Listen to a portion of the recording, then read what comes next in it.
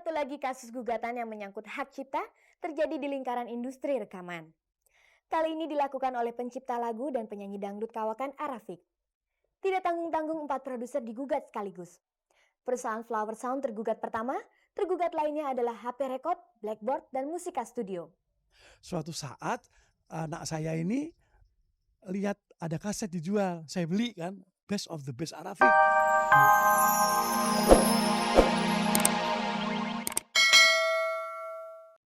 Halo, selamat sore pemirsa. Jumpa lagi dengan saya Ade Herlina dalam tayangan infotainment paling bergengsi, Cek dan Recheck. Seperti biasanya, selama 30 menit ke depan, kami akan menemani Anda menyimak berbagai informasi aktual dan akurat dari dunia selebriti. Berbagai topik telah terkemas secara khas dalam tayangan paling bergengsi ini. Kita akan menyimak informasi mengejutkan tentang isu perceraian penyanyi dangdut Iis Dahlia dengan Dadang Indrajaya. Jika informasi tersebut benar, maka perkawinan Iis Dahlia akan senasib dengan dua teman dekatnya, Evita Mala dan Macicah Motar. Di bagian lain kami akan mengajak Anda untuk memasuki suasana konser Chrisye Badai Pasti Berlalu. Penyanyi dangdut Arafik menggugat perusahaan rekaman Flower Sound. Menurut Arafik, perusahaan itu telah memproduksi lagu-lagu hits ciptaannya tanpa prosedur yang benar. Berikutnya tentang 3 pasangan selebriti yang baru saja melangsungkan pernikahan dan kini berada dalam suasana bulan madu. Mereka adalah Dani Dahlan dengan Genta Teruna, Pakita Wijaya dengan Umam Afif, serta Haryanto Arbi dengan Wiwi Wiral. Pemirsa, ada informasi mengejutkan menyangkut penyanyi dangdut papan atas Iis Dahlia. Perkawinannya dengan Dadang Indrajaya dikabarkan bubar bahkan sudah bercerai. Ketika informasi tersebut diricek, Iis Dahlia membantah namun mengakui bahwa saat ini mereka sedang pisah ranjang.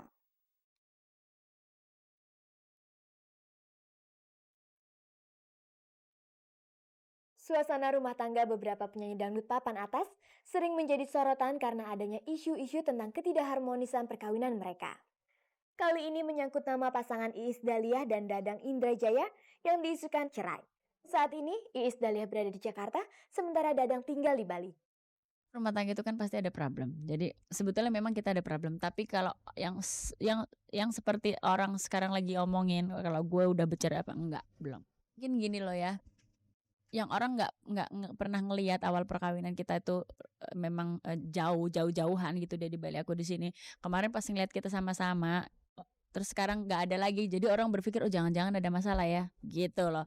Sekarang orang berpikirnya gitu. Padahal memang karena Dadang sekarang udah berusaha lagi ya dia harus di sana. Iis Dahlia tidak menyalahkan jika muncul isu bahwa dirinya pisah ranjang dengan Dadang. Dalam arti harfiah, mereka kini memang berjauhan. Tetapi bukan berarti tidak ada komunikasi. Kita komunikasi tetap jalan. Maksudnya kita ada di mana, pasangan kita harus tahu. Kita jalan sama siapa, pasangan kita harus tahu. Itu yang penting. Jadi maksudnya kita nggak sama-sama terus, walaupun ada saatnya kalau malam umpamanya aku latihan dia nganterin aku nyanyi aku kepengen dia ada di dekat aku untuk mensupport aku gitu. Itu sih itu, tapi memang nggak sama-sama terus kayak tahun-tahun kemarin. Kalau aku di Bali kemarin kan dia ketemu teman bisnisnya, aku ikut karena aku nggak kerja. Tapi kali ini kan aku harus kerja, aku harus tanggung jawab dong. Masalah apa sebenarnya yang sering membuat Iis Dahlia bertengkar dengan suaminya? Gue kecentilan kali. Katanya kalau gue kan suka ngobrol gitu, suka kamu tuh gimana sih, terus dia suka bilang gini, ngingetin, kamu tuh kalau lagi ngobrol tangannya nggak usah gitu-gitu, nanti orang maksudnya takutnya menafsirkannya salah gitu kan, dipikir gue tuh kok genit, siapa tahu Is bisa digini-giniin gitu. Itu terus ya adalah hal-hal yang menyangkut cara mendidik anak gitu-gitu deh. Tapi masih hal-hal kecil lah, belum ada yang hal-hal besar gitu.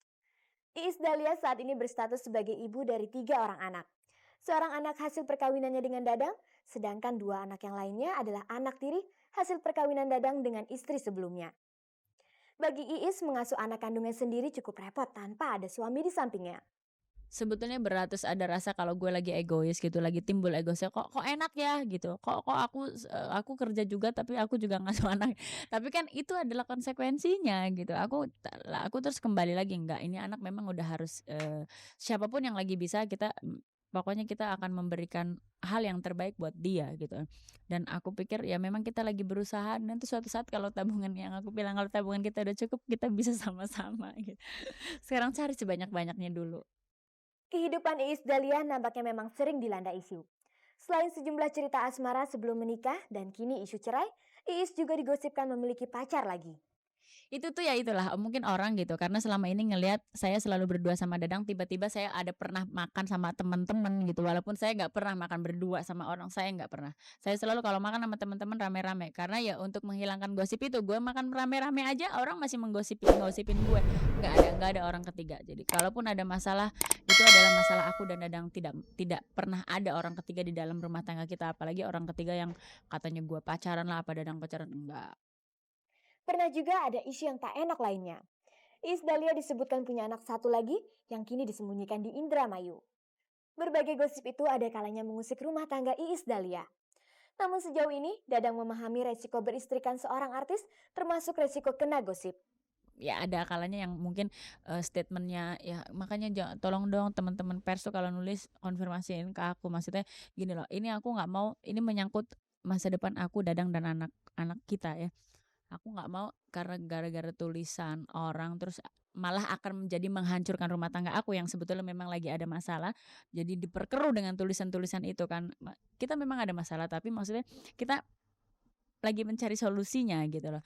Itu sih biasanya Dadang paling kalau umpamanya baca artikel apa, "Bu, kamu ngomong gini ya?" Aduh, gue tuh nggak pernah, aku bilang, "Inilah maksudnya inilah konsekuensinya." Tapi si Dadang sih udah agak mengerti gitu. Aku bilang, "Ayah jangan kepancing karena aku nggak pernah bikin statement kayak gitu." Gitu. Iis Dahlia bertemu pertama kali dengan Dadang di Pulau Lombok. Hanya 3 kali bertemu dalam tempo sekitar 3 bulan, mereka langsung memutuskan untuk kawin. Aku berpikir dia memang jodoh yang dikirim Tuhan buat aku gitu dan aku memang dulu-dulunya waktu menjalin hubungan sama orang berjalan sekian tahun tapi dia nggak pernah ngomong ke hubungan yang serius gitu. Setelah ketemu Dadang dia bilang, "Lu mau kawin gak sama gue? Soalnya gue udah tua," gitu kan. Dan dia udah pernah gagal, kalau lu mau kawin lu bilang, kalau enggak bilang gitu.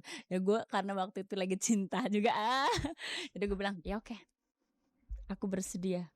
Ketika itu Iis Dahlia masih sendiri, sedangkan Dadang berstatus seorang duda dengan 2 anak. Justru karena dia duda aku jadi jalannya kenceng gitu.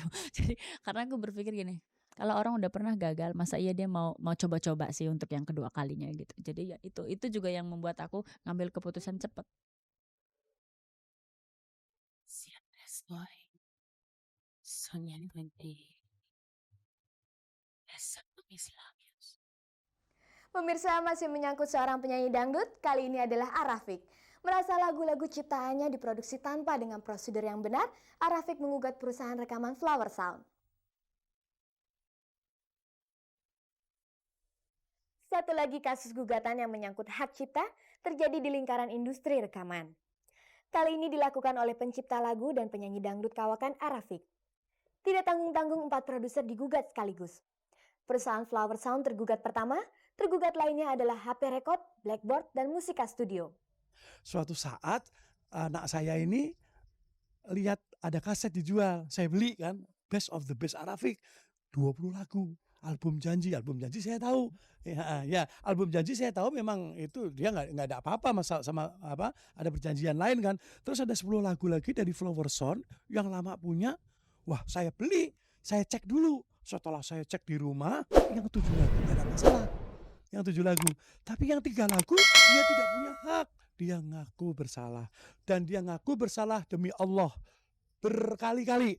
Ya, Flower di kantornya berkali-kali. Kita ceritanya mau jalan damai. Setelah jalan damai saya nungguin kurang lebih 3 jam. Itu dia tetap mau bayar sama saya cuma 10 juta 3 lagu. Setelah saya nggak mau, tentu saja saya ngomong, kalau tidak selesai di sini terpaksa saya harus ke pengadilan. Nah, dia nampaknya seperti kayak orang sombong. Saya tuh ada pembayaran kwitansi seperti ditulis ini, dibayar flat pay tiap rekaman album, dan di sini tertulis dibayar uangnya guna pembayaran honorarium secara flat pay. Honorarium dibayar sekaligus tidak menuntut persentase keuntungan perusahaan untuk selama-lamanya. Hak cipta, notasi lagu, syair, rekaman vokal dan musik aransemen direkam April 91 sebanyak 12 lagu Arafik. Tertanggal dan juga tertulis di sini di paraf di atas segel Mas Rafik yang menekan ya. Di bawah secara flat pay ini tertulis di sini saya boleh merekam lagu itu di video, di kaset, di reel. Nah, termasuk segala sesuatu yang dijual, dibelikan di dalam negeri, di luar negeri, dengan memberikan segala etiket merek dagang tanpa memberi tahu lagi kepada orang yang bersangkutan. Dan juga Mas Raffi juga sudah taken di sini. Jadi haknya itu, semua lagu itu hak saya untuk diedarkan di mana saja. Pihak Flower Town berprinsip sudah memenuhi kewajibannya.